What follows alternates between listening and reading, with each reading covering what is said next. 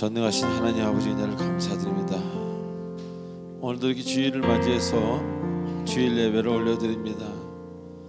하나님, 원근 각처에서 지금 화면을 통해서도 그리고 이 자리에서 주님을 더욱더 가까이 느끼기 위해서 이 귀한 성소를 찾아준 귀한 우리 성도님들을 기억하여 주시고, 그들의 기도와 그들의 찬양 중에 주께서 알지 못하는 방법으로 그들을 만져주셔서 아버지 해결해야 될 부분들이 해결되어지고, 근심과 걱정이 사라지고 감사와 은혜가 넘치는 이 시간 되도록 인도하여 주시옵소서.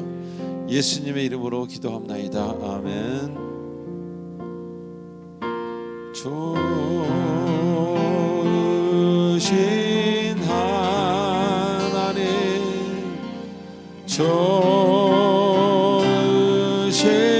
하나님, 참 좋으신 나의 하나님,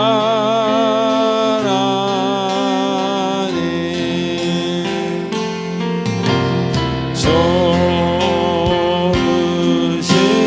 하나님, 좋으신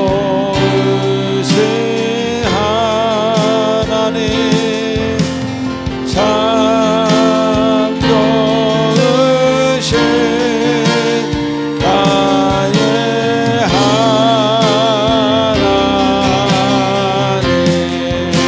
우리 할렐루야로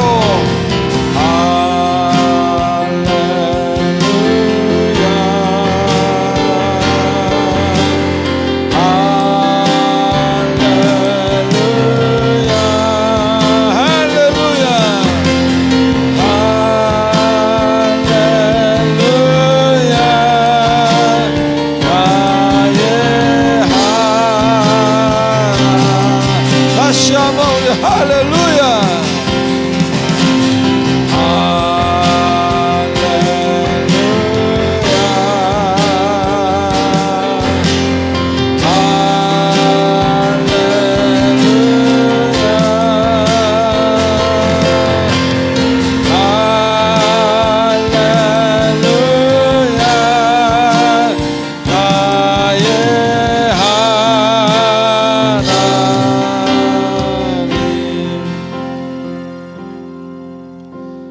하나님 아버지 은혜를 감사합니다. 지금 이 시간은 한 주간 있었던 우리들의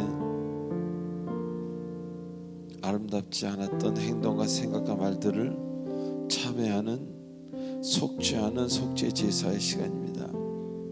침묵으로 드리는 우리의 속죄 제사를 받으시고, 우리의 그 아프고 그 나쁜 본성들을 치료하여 주시옵소서. 다 같이 침묵으로 기도하겠습니다.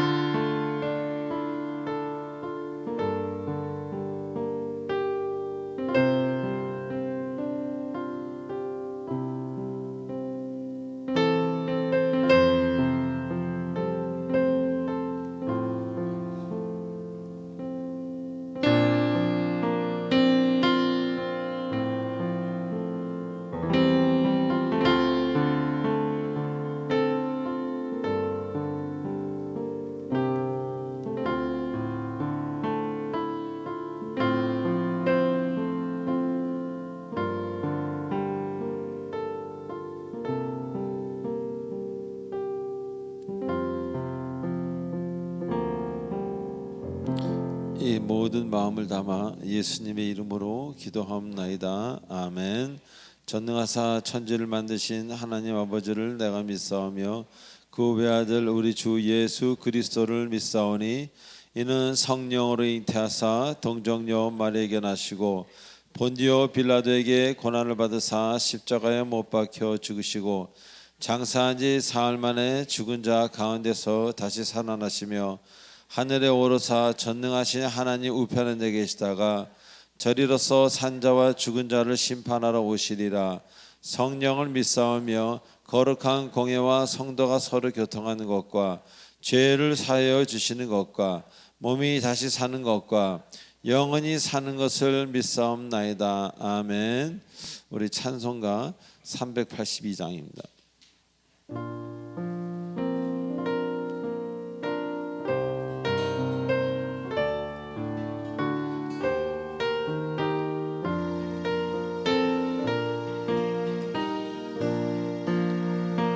너 근심 걱정 말아라.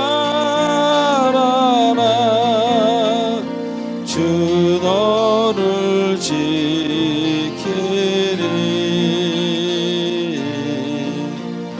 주 날개 밑에 걸어라.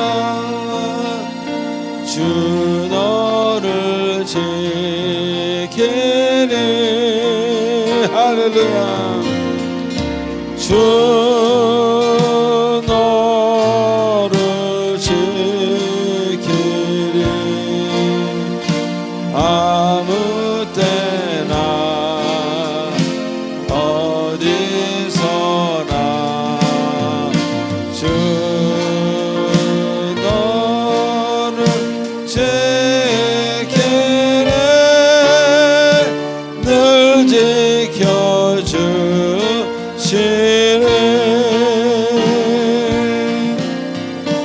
어려운 낙심들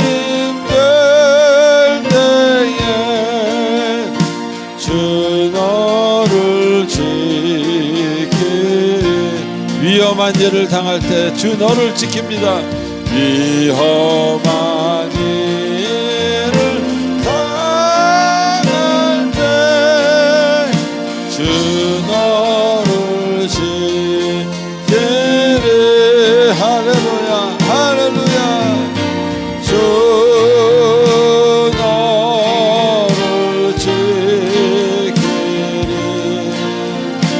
아무 때나 어디서나 주 너를 지키리.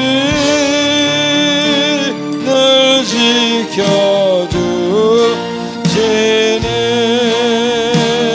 3절 너 쓸 것 미리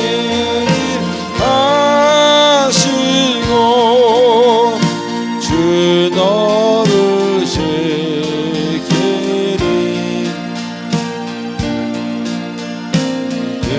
원하는 것을 주시며 주 너를 지키리.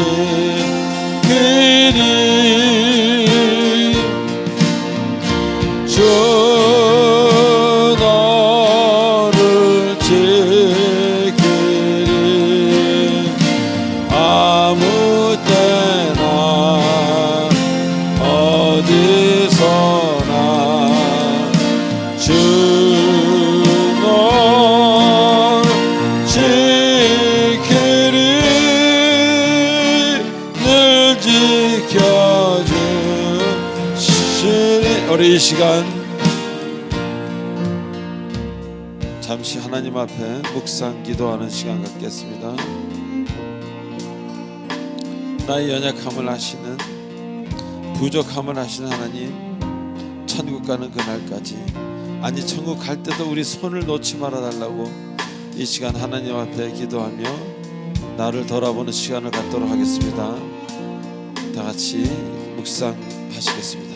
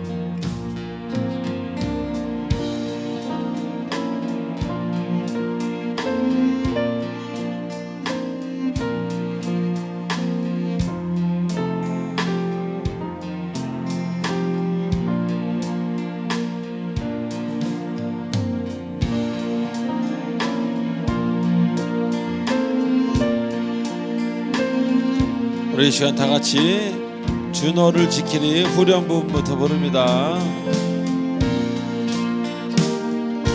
둘, 주 너를 지키리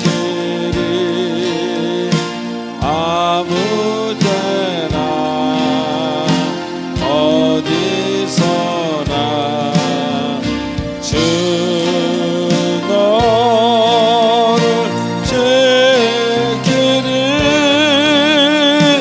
늘 지켜주시리. 4절 어려운 시험 당해도 어려운 시험 당해도 주 너를 지키리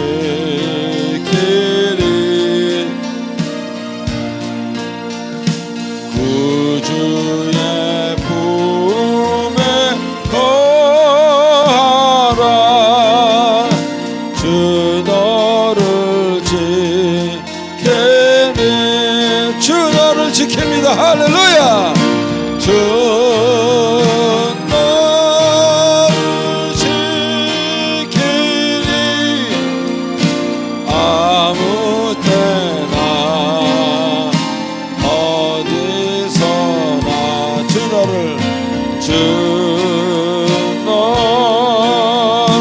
지키리 늘 지켜주시리.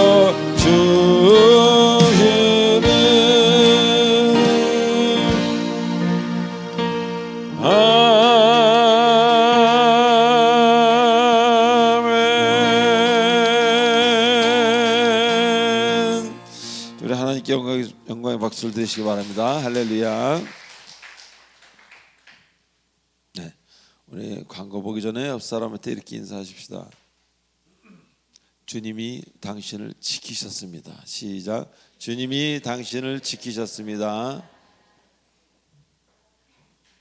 한 번 더 할까요? 보고 싶었습니다. 시작. 보고 싶었습니다. 예.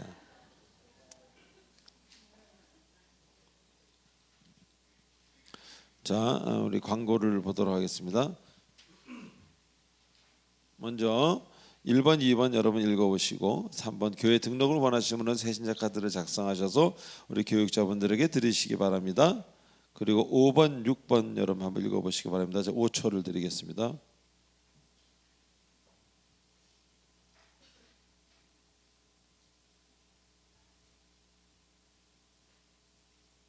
네.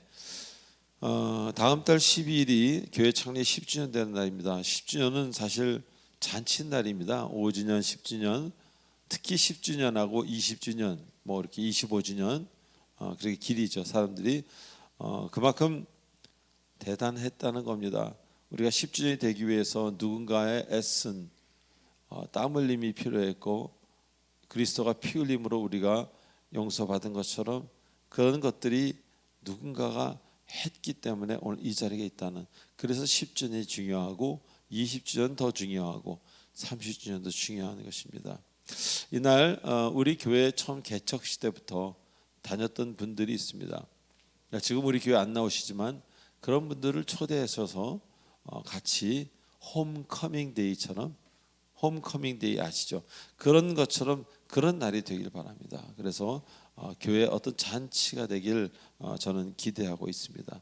그리고 이 마스크 착용은 여러분 단 위에 서시는 분들을 벗는다는 얘기지 단 아래 서시는 분들은 본인의 결정에 맡깁니다. 제가 지난주에 하나님 앞에서 마스크 쓰는 것이 부담스럽다 뭐 이런 표현을 하고 그걸 좀 오해하시는 분들인데 그건 제 경우를 얘기하는 겁니다. 예, 여기 제사장 직분을 수행하는 사람들을 얘기하는 거지 여러분들은 마스크를 써도 되고 안 써도 되고 근데 자신 있으면 안 쓰는 게 좋죠. 그 이쁜 얼굴을 보이셔야 되니까 이왕이면은 다 미남 미녀잖아요. 예. 자, 우리 6번 보시기 바랍니다. 교회 안 6번 보셨죠? 7번, 8번 보시기 바랍니다. 제가 10초를 드리겠습니다.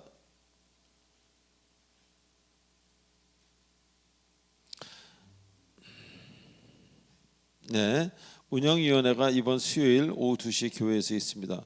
모든 교회의 행정적인 일들은 운영위원회에서 정합니다. 목회적인 일들은 교육자 회의에서 정하고 제가 결정하는 것도 있지만 행정에 관한 것, 또 뭐 다른 일들, 어떤 그런 말씀 가르치는 일이 아닌 다른 일들은 운영위원회에서 결정을 합니다. 그 운영위원회의 결정에 그 산하기관이라 그럴까요? 선교회라든가 뭐 이런 그런 그러니까 동의해 주시고 따라 주시면 감사하겠습니다. 그리고 8번 청년부 일일 단합대회라 그랬는데 일일 수련회라고 보면 되겠습니다. 우리 청년부 부장교사와 함께 우리 청년부 목사님과 함께 좋은 시간이 되기 바랍니다. 9번 한번 읽어보시기 바랍니다. 헌금 찬송하도록 하겠습니다.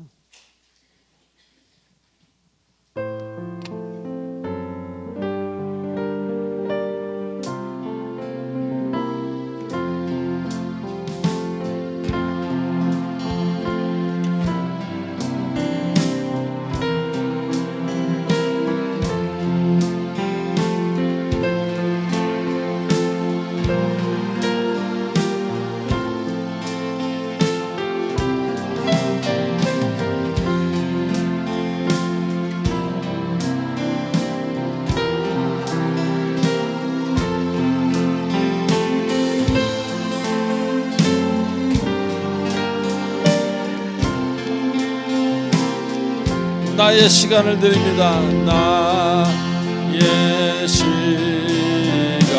드리는 주여 받아주 평생토록 주의 봉사하게 하소서. 도록 주의해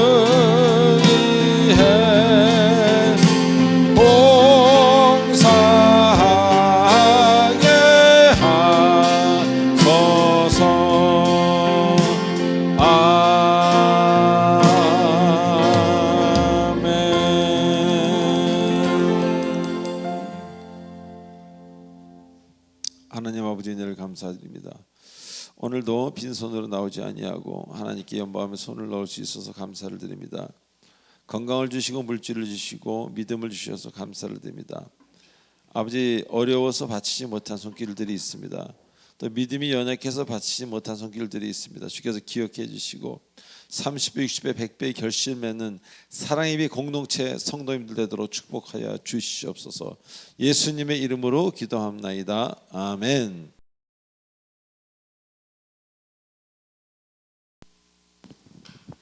기도드리겠습니다. 고마우신 하나님, 저희들을 자녀 삼아주셔서 너무나 감사합니다. 주님 베푸신 은혜와 사랑으로 지난 한 주도 감사히 저희들 살았습니다. 이 시간 귀한 마음으로 찬양하게 하시고 주님 깊이 만나게 하옵소서. 믿음의 자녀들에게 가장 큰 스승은 아버지 주님이십니다. 저희들 말씀을 사모하게 하셔서 읽는 중에 주님 만나게 하시고 깨닫는 은혜를 주셔서 말씀과 기도로 살아가는 인생이 되도록, 그래서 모든 삶을 주님께 온전히 맡기는 믿음의 자녀로 성장하도록 인도하여 주시옵소서. 하나님, 정신적으로 또한 육신의 고통으로 아픔을 보내고 있는 성도와 그의 가족들이 있습니다. 주님이 만나주시고 주님의 오른손으로 안수하셔서 회복의 기적을 체험하는 은혜가 임하길 간절히 기도드립니다. 다음 세대인 유아부, 유년부, 청년부가 성장하고 채워지길 원합니다. 주님의 뜻 이어나갈 수 있도록 전진하게 하시고 세상이 주는 최고가 아닌 주님 주신 것을 사모하는 귀한 자녀들 되도록 축복해 주시길 소망합니다. 사랑의 빛 공동체를 세우신 하나님 감사합니다. 이곳에 생명샘이 넘쳐나도록 복음을 전하게 하시고 전도하게 하시고 영적으로 죽은 사람들을 새로운 창조물로 만드시는 과정의 통로가 되게 하옵소서. 교회에 세워진 기간마다 주님의 선한 영향력을 끼치도록 인도해 주시고 헌신하고 있는 성도들의 수고를 기억하셔서 은혜를 더하여 주시옵소서. 아버지 다니엘 세우신 조한 목사님, 하나님 앞에 정직한 목회자의 길을 걷고 계십니다. 주님의 은혜로 목사님의 건강을 지켜주시고 목회하시는데 어려움이 없게 하옵소서. 하시는 모든 일들이 주님 안에서 영광이 나타나기를 원합니다. 동역하시는 부목사님, 전도사님도 주님의 큰 사랑으로 축복하여 주실 줄 믿습니다. 이제 목사님 설교 말씀을 듣습니다. 말씀이 성도들의 마음에 새겨지는 귀한 시간으로 채워주시길 원하며 예수님 귀하신 이름으로 기도드렸습니다.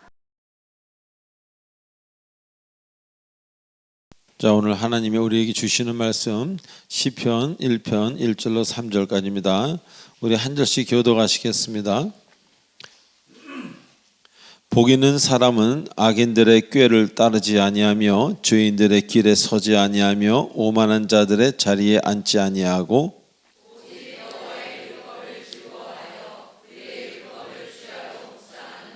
다 같이요.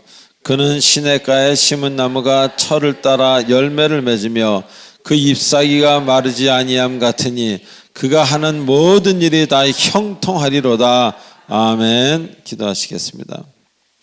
전능하신 하나님 아버지 은혜를 감사를 드립니다. 오늘도 이 말씀을 통해서 주님을 그 섭리를 깨닫게 하시고 우리에 대한 사랑을 또한 체험케 하시고 느끼게 해 주시옵소서.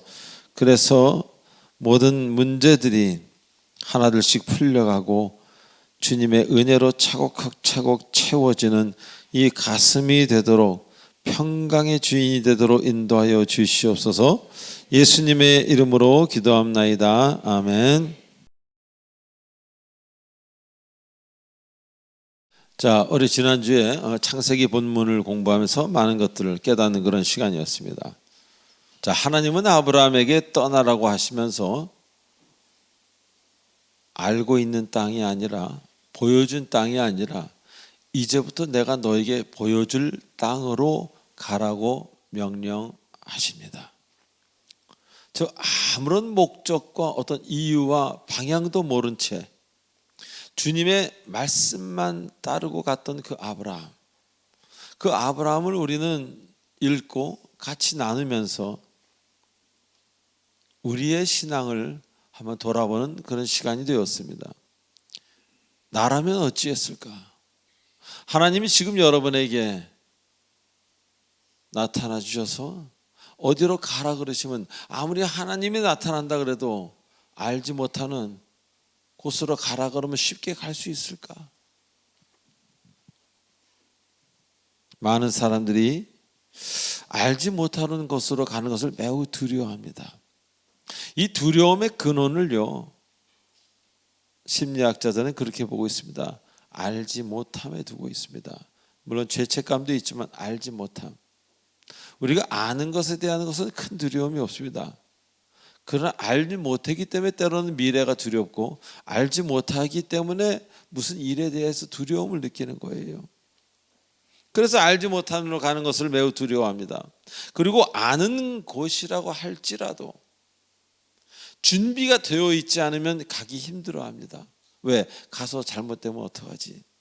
준비를 잘 해도 안 되는 게 세상인데 준비를 안 하고 가면 될까? 이런 마음이 지배적인 게 사실입니다.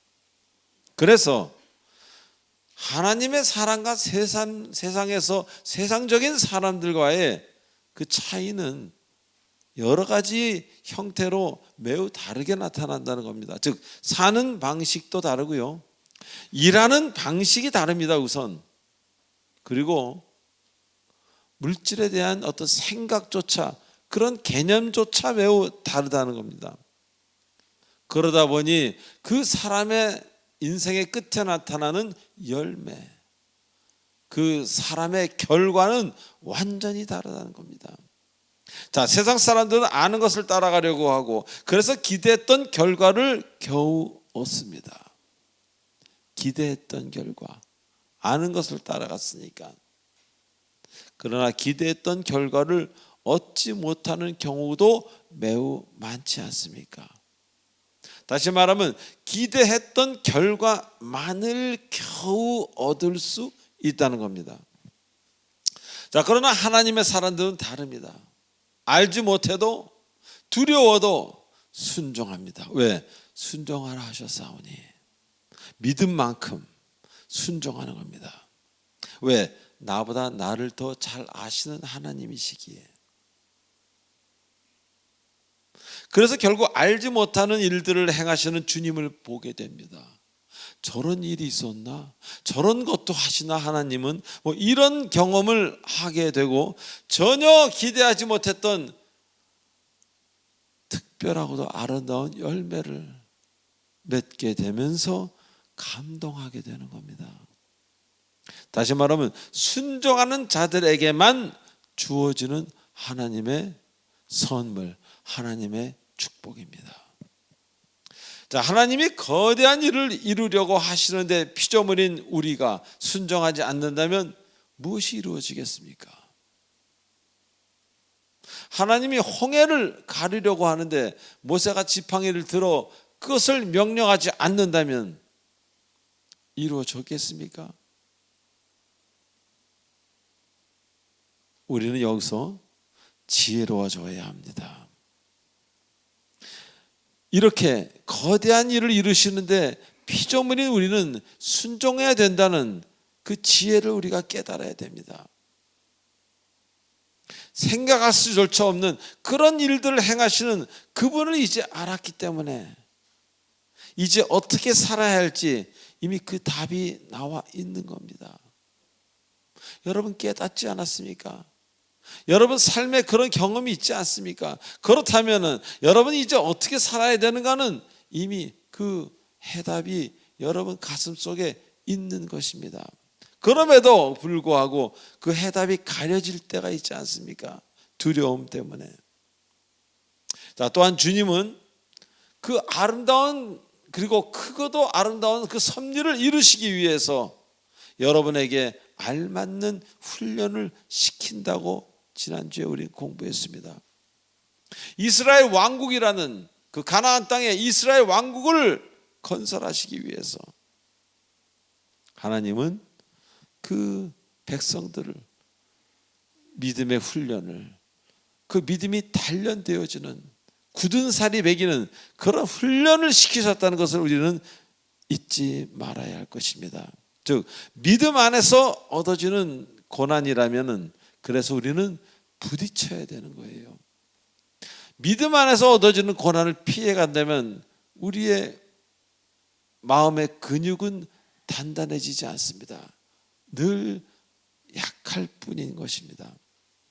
진실로 믿음 안에 여러분이 거하고 교회를 다니는데도 불구하고 얻어지는 그 아픔이라면 여러분 부딪히고 때로는 기쁨으로 받아들여야 할 것입니다. 귀한 일을 하는 사람들을 보면요, 대부분 많은 어려움을 이겨낸 사람들입니다. 즉 어려움이 우리의 마음과 생각을 연단시키기 때문입니다. 그래서 주님의 길을 걸어온 사람은 나이가 들수록 아름답습니다. 그러나 편하게만 살아온 사람들, 한 번도 고생도 안 하고 주님도 모르고 그냥 편하게만 살아온 사람들, 늙어서도 철부지 같은 생각을 알고 철부지 같은 말을 하지 않습니까? 나이에 관계없이. 그래서 성경에 고난이 유익이라고 말씀하시는 겁니다. 고난을 겪는다고 다 성숙해지는 것은 아닙니다. 그러나 고난 없는 성숙은 없습니다. 자, 오늘 본문에서는 그는 철을 따라 열매를 맺으며 잎사귀가 마르지 아니함 같으니 그가 하는 일이 다 형통하리로다라고 이야기하십니다. 자, 먼저 열매라는 말을 한번 보겠습니다. 이 열매라는 단어는요, 히브리어 텔이라는 명사가 사용되었고 그 뜻이 과일, 자손, 결과를 뜻하는 단어입니다. 그리고 맺는다는 이 단어는요, 나탄이라는 동사로 주다, 만들다라는 뜻을 가진 단어입니다. 맺는다가 이렇게 저절로 엉켜져서 맺어지는 게 아니라 주다, 만들어지다라는 뜻이라는 것입니다. 즉 하나님을 사랑하는 사람, 그래서 말씀을 주야로 묵상하는 사람은 물가에 심겨진 나무 같을 것이요 때에 따라서 알맞는 열매를 맺게 해주시는데, 그 열매는 여러분의 노력으로 얻어지는 것이 아니라 주님이 만들어 주셔야 한다는 것입니다. 다시 말하면 인간의 노력으로 되는 것이 아니라 하나님이 만들어 주는 것을 이야기합니다. 자, 만들다라는 표현이 어떤 표현입니까? 여기서 말하는 만들다라는 표현은 있었던 것을 하나 더 만드는 그런 개념이 아니라 없었던 것을 새롭게 만들다라는 그런 의미입니다. 즉 여러분에게 꼭 알맞는 어울리는 것으로 주신다는 것, 그리고 주셨다는 것입니다. 여기에 우리 마음이 편안해지고 감동되지 않습니까? 태초로 여러분을 만드실 때도 전에도 없었고 후에도 없을 그런 사람으로 여러분을 만드셨습니다. 제가 이야기하지 않았습니까? 지금까지 살아왔던 사람들과 앞으로 살 사람들, 그 모든 사람들이 다 다르더라고요. 그런 사람으로 여러분이 만드신 것처럼, 여러분을 만드신 것처럼 여러분의 주시는 그 열매, 여러분에게 붙여주는 그 사람, 그 상황 또한 여러분에게만 어울리는 그런 열매를 주신다, 그런 이야기입니다. 그것도 만들어 주신다는 겁니다. 할렐루야. 하나님은 여러분이 어디가 메마르고 어디가 물된 동산이지 다 아시는 하나님입니다. 그래서 그분만이 여러분에게 가장 어울리는 것으로 줄 수 있는 겁니다. 여러분이 어디가 메마르고 어디가 습한지를 모르는 분은 여러분에게 습한 곳에 물을 줄 수가 있고 메마른 곳에 태양을 줄 수가 있습니다. 하나님은 그런 분이 아니라 완벽하게 아시기에 가장 어울리는 것으로 주시는 그 하나님인 것을 잊지 마시기 바랍니다. 그래서 지금 우리와 함께하는 것들, 나와 함께하는 상황, 사람, 이 모든 것에 대해서 우리는 감사함과 때로는 존경심마저 가져야 한다는 것입니다. 진실로 여러분에게 알맞게 주신 것이라는 것 지금 말씀하지 않았습니까? 그래서 우리가 해야 될 일은 잘 돌보고 물건이라면 잘 사용해야 하는 것입니다. 옆집과 비교할 필요는 전혀 없다는 것, 옆집과 비교한다는 그 자체는 하나님을 믿지 않는다는 고백인 것입니다. 그래서 주님을 깊이 알면은 자꾸 자존감이 올라가요. 왜? 하나님이 나에게 이렇게 행하신 것에 대한 자부심이 있기에. 나는 키가 작은 데에 대한 자부심이 있습니다. 왜? 주께서 그렇게 알맞게 허락하셨기에. 나는 좀 키가 커. 거기에 따른 또 자존감이 생기는 거예요. 근데 그것이 우연이고 하나님이 행하신 게 아니라면은 이상한 나쁜 감정이 들 수가 있겠죠. 열등감이라는. 그래서 우리는 나와 함께하는 모든 것들에 대해서 내 육체까지도 내 모든 때로는 견디기 힘든 어떤 거라 할지라도 거기에 대해서 우리는 감사함을 가져야 된다는 겁니다. 그래서 그러다 보면 자존감이 올라가고 나에게 악역을 한 사람들이 있습니다. 인생 가운데서 그 악역을 한 사람 역시 이유가 있기 때문에 그것을 깨닫는다면 용서는 물론 가능해지지 않겠습니까? 왜? 알맞는 것으로 주시는 하나님이 주신 것이기에. 자, 그러다 보면 왜라는 단어가 사라집니다. 왜 나만? 왜 나는 열심히 했는데 왜 저런 일이? 왜가 사라지는 거예요. 그리고 감사가 생기고 미안함이 자꾸 나오는 거예요, 마음속에서. 그동안 하나님이 나 때문에 직접 만들어주신 사람들에게 어떻게 대했는지, 또 주신 것들에 대해서 어떻게 사용했는지는 본인만이 잘 알기에. 그래서 왜 했던 본인의 과거에서 이제는 감사와 미안함으로. 우리는 다 자기가 옳다고 생각을 해요. 부모는 부모가 옳다고, 자녀는 자녀가 옳다고, 배우자는 배우자가 옳다고, 옆 사람은 옆 사람이 옳다고. 아니에요. 여러분 틀릴 때가 많아요. 그걸 깨달으셔야 돼요. 진정 겸손과 이해함과 감사함으로 대했는지, 아니면 내 짧은 판단과 정죄와 본능적 교만으로 살아왔는지 본인만이 잘 알기 때문에 왜라는 단어가 사라지는 것입니다. 자, 두 번째로 열매와 열매의 뜻에 과일과 자손이라는 의미가 있습니다. 즉 주님 주시는 것은요, 황금이나 돌멩이가 아니라 과일과 자손이라는 건 뭐예요? 생명과 관계 있는 걸 주시는 것이 바로 주님의 첫 번째 주시는 선물이라는 겁니다. 자, 우리는 종종 더 가지지 못해서 불평하고 시험에 들죠. 하지만 오늘 말씀하시는 것, 주님이 주시는 순서에는 생명에 관한 것이 먼저지 그 다음이라는 거예요. 생명이 아닌 어떤 사물이나 환경이나 그런 것들은 그 다음이란 얘기입니다. 자, 그래서 얼마나 많은 사람들이 다 가지고도 생명, 즉 사람들의 문제로 힘들어하는 사람 주변에 많지 않았습니까? 아침에 제가 스택 기도회 잠깐 말씀드린 것처럼 많은 것을 다 가지고도 그런 사람 문제 때문에 평생 가슴 앓고 가는 사람도 있지 않습니까? 하지만 주를 온전히 바라보는 사람에게는 생명의 그 존재에 따른 감사할 수 있는 축복을 주신다는 겁니다.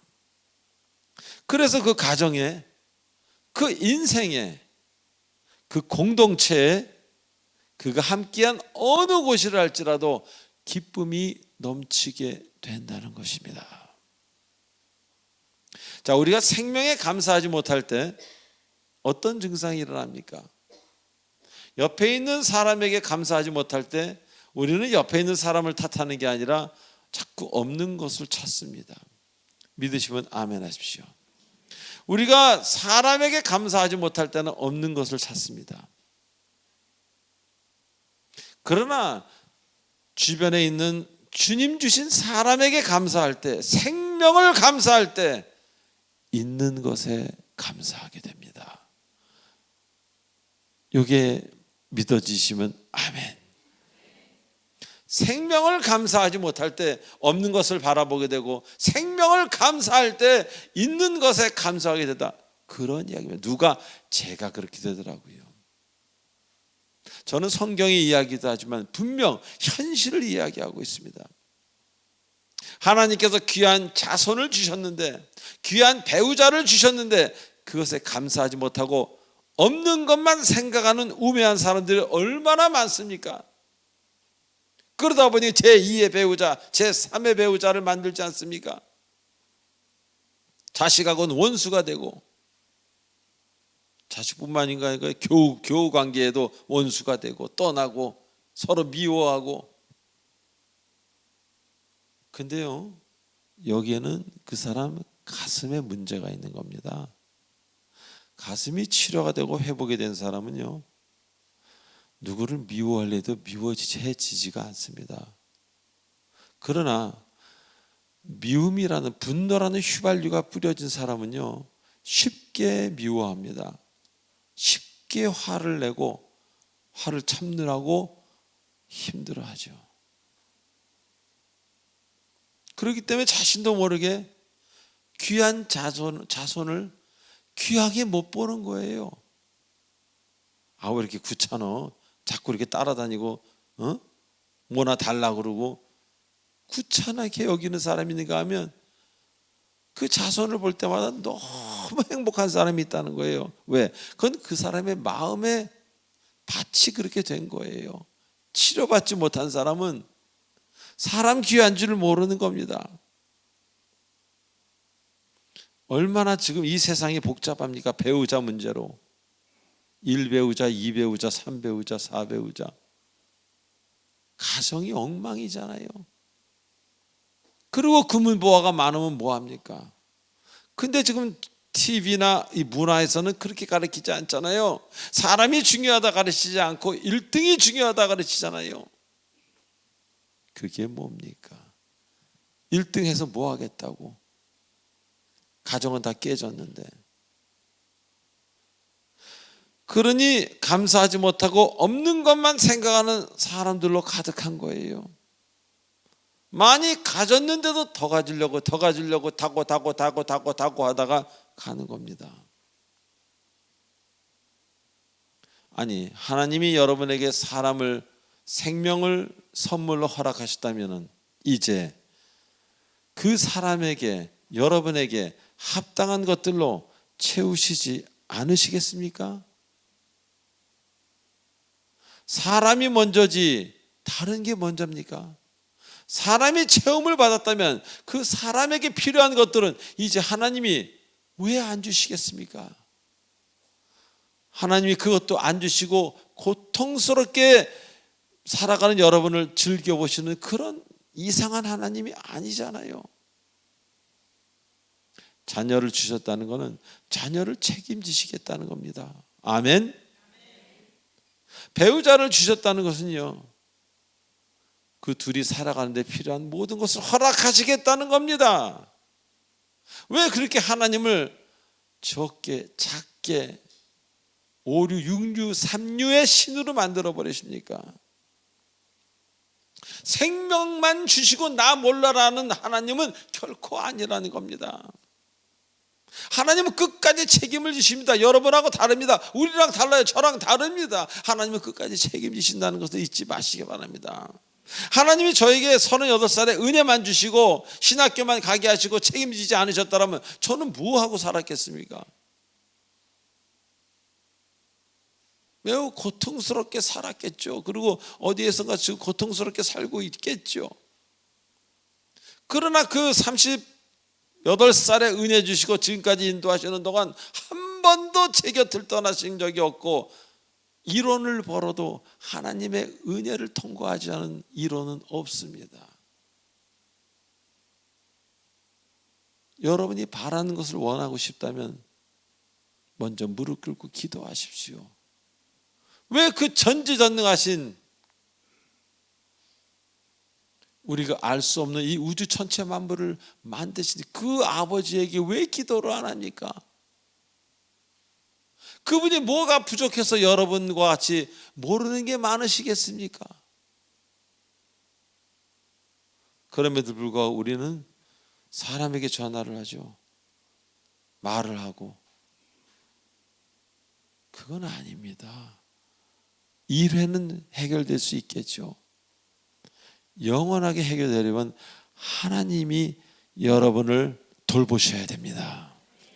하나님은 생명을 주시고 나 몰라라 하는 하나님은 결코 아니라는 것을 굳게 믿으시기 바랍니다. 인간은 성숙할수록 필요의 조건이 그래서 달라지는 겁니다. 영적으로 어릴수록 자신의 눈과 귀를 만족시켜 줄 수 있는 것들을 사랑합니다. 그래서 사치를 사랑하고 풍요만을 사랑하게 됩니다. 저도 그랬어요. 그러나 결국은 또 만족하지 못함으로 힘들어하고 갈증을 느끼지 않습니까? 예를 들어 사치를 한번 얘기해 보시기 바랍니다. 얘기해 보겠습니다. 이 사치라는 병에 걸리면은요, 그것을 안 하면 마음이 힘들어서 그것을 빚내서라도 해야 돼요. 그래서 돈을 모아 빚을 내서 자신의 상황에 맞지 않는 비싼 것들을 소유하고 싶어지는 거예요. 왜 그런 것들을 소유하고 싶어집니까? 무엇이 삶의 진정한 기쁨이고 행복한지 아직 모르기 때문입니다. 얼마 전에 차를 운전하고 가는데 앞에 끼어든 고급 승용차 한 대가, 그래서 제가 이렇게 섰는데 전 잘못한 게 없었습니다. 갑자기 문을 이렇게 내리더니 저한테 막 욕을 하는 거예요. 근데 30대 초반 된 자매님이에요. 그 자매님의 능력으로는 그걸 살 수 없는 그런 고급차였습니다. 근데 저는 그 눈을 봤어요. 눈이 짜증, 공포, 불안, 음란, 분노, 다 그 눈이 너무 불쌍해서 그냥 저는 가만히 있었습니다. 그러고 가더라고요. 아직 삶의 진정한 행복을 갖기 위해서 자꾸 갔는데 그게 행복의 근원이 아니라는 겁니다. 사람들은 그렇게 가지면 행복하리라고 생각합니다. 아닙니다. 제가 살아보니까 저도 한때 그런 것 가졌지요. 그런 것들은 그냥 지나가는 거예요. 그냥 지나가는 거예요. 아무것도 아닙니다. 그때 살 때 잠시 몇 달 기분이 좋을 뿐이지 그 다음엔 그것이 잘못될까 봐 불안해, 그런 마음이 더 많겠죠. 인간 사회에서 지속되는 것은 오직 생명을 가진 존재들이 여러분에게 기쁨을 주는 그 생명이 가진 존재들 하나라는 겁니다. 특별히 하나님이 나를 위해 만들어주신 그분을, 특별히 하나님이 여러분을 위해 만들어주신 그 사람을 여러분이 감사할 수 있을 때 여러분은 천하를 얻은 것 같을 것입니다. 그가 부모님이 될 수도 있고요, 배우자가 될 수도, 자녀, 교우, 친구, 몇 번밖에 만나지 않은 사람일 수도 있다는 것입니다. 이렇게 사람에 대해서 하나님에게 감사할 때 그 인생의 행복은 쉽게 사라지지 않습니다. 왜? 사람은 쉽게 사라지지 않습니다.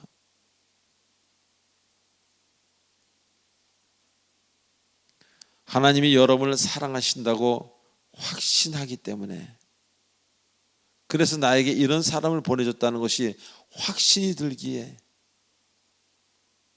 여러 가지 이유로 힘들 때 힘든 것이 아니라 그것을 극복할 수 있는 그 생명의 존재는 여러분에게 생명을 풍기는 능력이 있기 때문에 여러분이 그걸 전이받고 회복되고 기뻐할 수밖에 없는 하나님의 놀라운 선물이 되는 것입니다. 자, 저에게도 예전에 그렇게 예전도 아닙니다. 그러나 목회를 하면서도 사람이 늘 쉽지만은 않을 때가 있지 않습니까?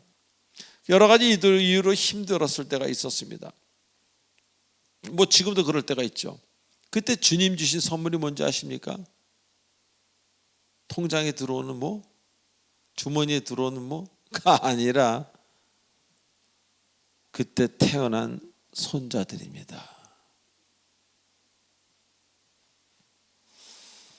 저는 어떨 때 마음이 좀 힘들 때 그 아이들을 묵그러니 이렇게 바라보고 있으면요, 뭔가가 이렇게 내려가는 것 같아요.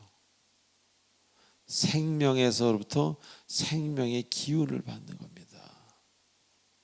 그냥 이뻐하는 걸로 끝나는 게 아니라 그가 생명이기에 생명으로부터 생명을 전이받는 거예요. 산소가 부족한 사람이 산소 공급을 받듯이 힘들다는 것은 생명이 힘든 거죠. 제 마음이 그 생명의 공급을 받는 거예요. 그 어린 아이로부터 더 생명감이 쌀 수도 있어요, 어른보다. 제가 한 번은 굉장히 마음이 힘들었을 때 앞에 나타난 손자를 콱 끌어안았는데, 아니 그날따라 그 녀석이 저를 더 끌어안는 거예요. 저를 왜 이렇게 끌어안는지 모르겠어. 나를 둘이 사랑하는 사이인지 꽉 끌어안고 나니까 이 가슴이 시원해져. 하나님 감사합니다.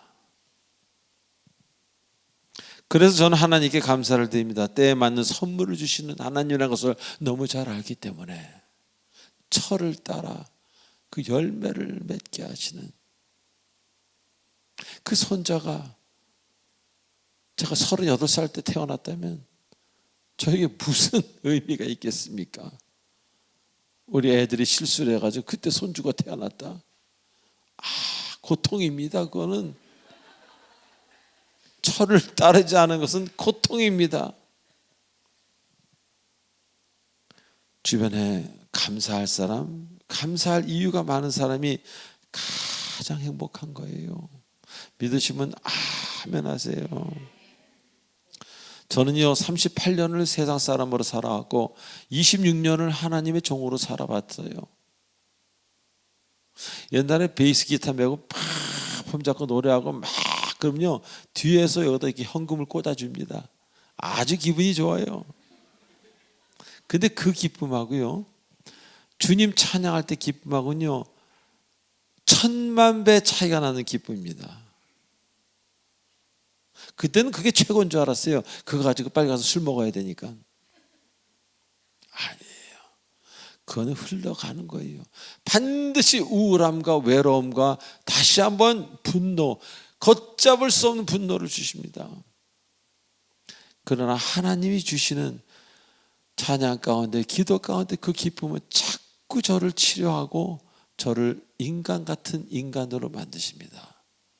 그래서 이제는 화를 내는 것이 아니라 그런 것이 아니라 이상하게 마음이 부드러워지고 모든 사람과 더불어 화평함과 거룩함을 쫓는 그런 사람으로 되어가고 있다는 겁니다. 오늘 잠깐 제가 성가대실에 가서 기도한 히브리서 12장 14절 모든 사람과 더불어 화평함과 거룩함이 없으면 너희들이 주를 보지 못하리라. 자꾸 외우세요. 성경 구절을. 하나님이 주시는 사람 정말 중요한 겁니다. 그 사람이 이상해 보이는 건요 여러분에게도 책임이 있는 겁니다. 주변에 감사할 사람이 여러분 얼마나 있습니까? 그 사람이 가장 행복한 사람입니다. 자, 마지막으로 그 잎사귀가 마르지 아니함 같으니 라고 말씀하십니다.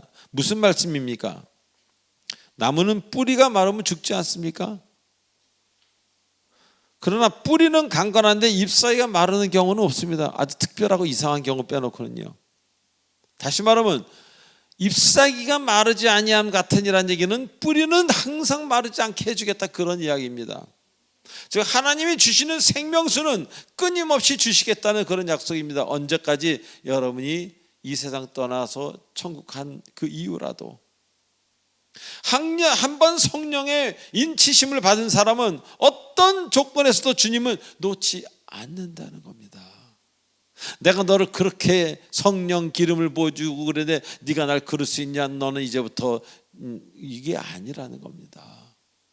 그래서 언젠가 하나님과 우리와의 그 성령의 인치심의 약속은 악수는 이게 아니라 이거라고. 내가 놔도 하나님은 안 놓으신다는 거예요. 우리가 아무리 놔도 놓은 게 아니에요. 하나님이 붙들고 계시기 때문에.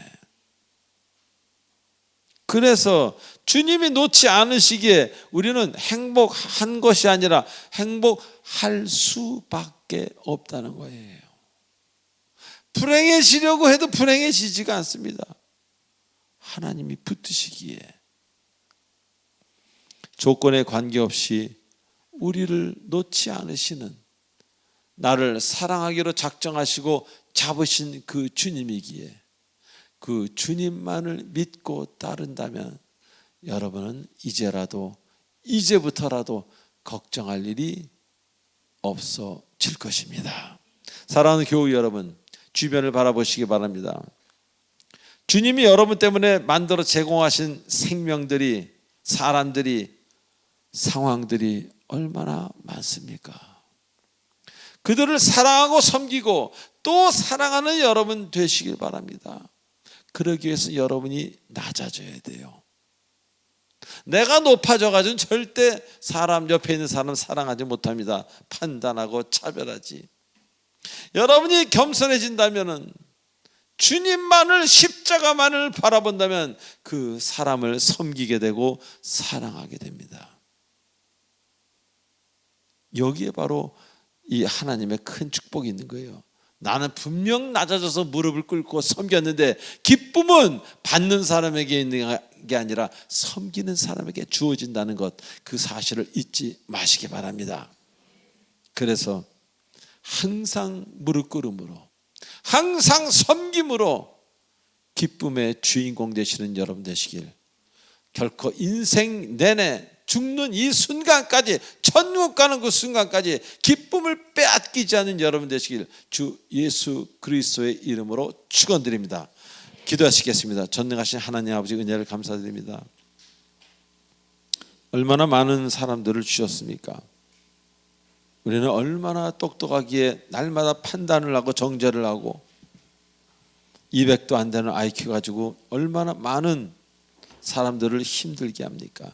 하나님 불쌍히 여겨주시고 무한대의 IQ를 가진 하나님의 사랑으로 사랑할 수 있도록 우리에게 다시 한번 기회를 허락하여 주시옵소서. 감사하며 예수님의 이름으로 감사하며 기도합나이다. 아멘. 축복의 통로 시간입니다.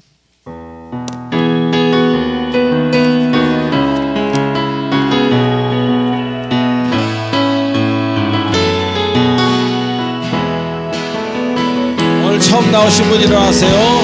당신은 하나님, 이 성소에 처음 나오신 언약 안에 있는 축복의 통로,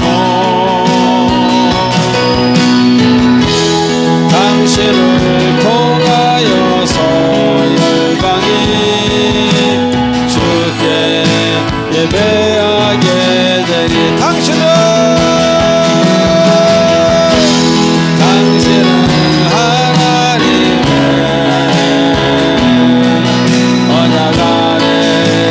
축복의 통로, 당신을 통하여서 열방이 주께 예배하게 되리. 제가 두 분을 위해서 기도하고 올릴 때 우리 김재영 목사님 두 분에게 새신자 카드를 전달해 주시기 바랍니다. 기도하겠습니다.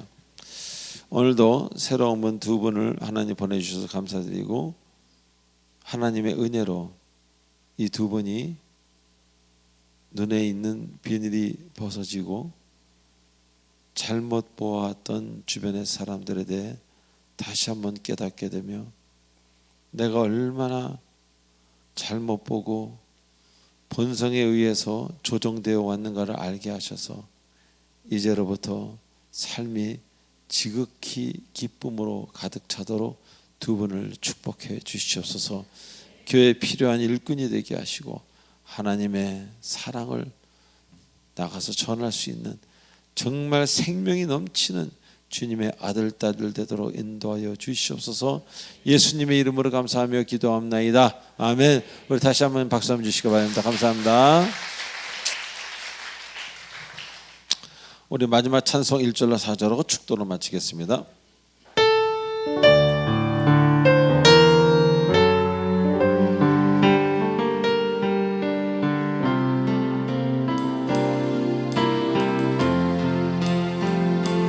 이 세상 끝날까지 주 섬겨 살리니 내 친구 되신 주여 늘 함께 하소. 주 나와 함께하면 할렐루야. 나와 함께하면 전쟁도 거벗고 주 나를 인도하면 늘 안심하여 영광이 나고 정령과